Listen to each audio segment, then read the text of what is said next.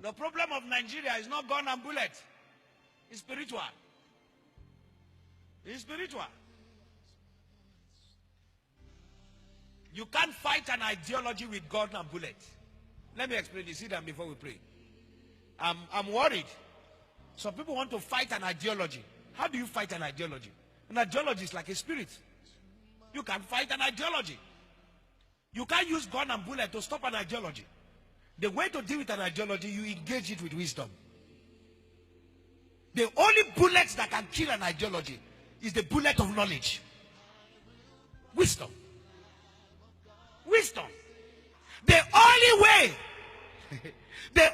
way to deal with the ideology is to go back to the founder of the ideology and reprogram the ideology and stand at the central processing unit of the ideology and make sure it is rightfully corrected.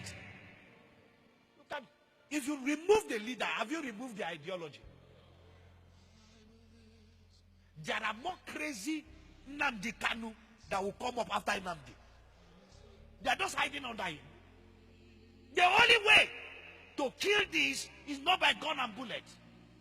It's by engaging with proper dialogue, with knowledge and wisdom. This cry we are hearing here is not a cry of children, it's a cry of adults. The only way, I am not an advocate that Nigeria should separate, God forbid. No.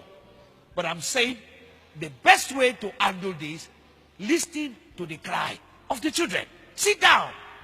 Everything is not gun and bullet. When you take the leader away, okay, take the leader away. The next, how many people are on the street? Do you know how many spirit of Biafra have entered people? Do you know how many? Do you know how many millions are carrying the spirit of Biafra around? So if you kill the leader or you take the leader away, can you take the spirit from everybody? Ojukwu is not here, but Biafra is alive. It's an ideology. The man who started it has left. Before he left, he kept quiet and lived peacefully and left. But the generation that have come have picked it up. And it's even worse than his own now. And they are engaging it with an idea, with knowledge. So the best way to deal with this is not gun and bullet. It's not gun and bullet. When the revolution want to start, the revolutionists, the first thing they will do, they will pass the idea and impregnate their followers. The only way to stop it is to stop them before they impregnate the followers. But if the followers are impregnated, that's all. All of them are carrying pregnancy. They will soon deliver to other children. If you have 2 million Biafra, you already have 4 million Biafra. Because they are selling the ideology. And now, I don't have a problem. But my own concern is that you don't take woman's life. The best way to do that, you engage them in the ideology. If you feel the ideology is not correct, you dialogue. You sit down with them. If dignifying them will make them feel important, then do that.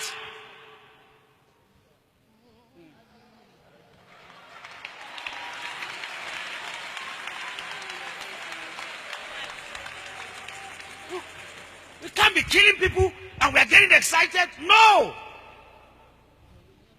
Boko Haram is a terrorist group. Have you stopped them from killing?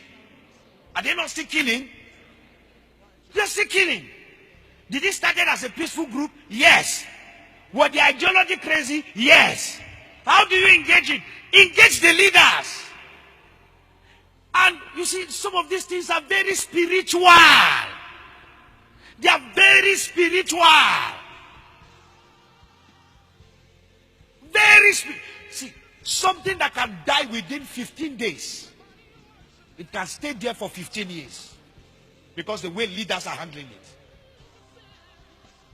The issue of Biafra is so simple. You are agitating? Is this what you want? Then conform. Okay, let's do a referendum. Let's see how popular this your thing is. Or restructure Nigeria. That's all. Sit down with these boys. Make them feel important. How did the unrest in Niger Delta died? Yaradua did dialogue. That's the best way. This thing, everything, gun, bullet, everything, fight. Aggression, it will take us nowhere. The world is too civilized. Look at America. Look at the way they abuse Trump and they say everything. The guy with those bands and tweet again. He tweet and continue his life. That is what we call civilization.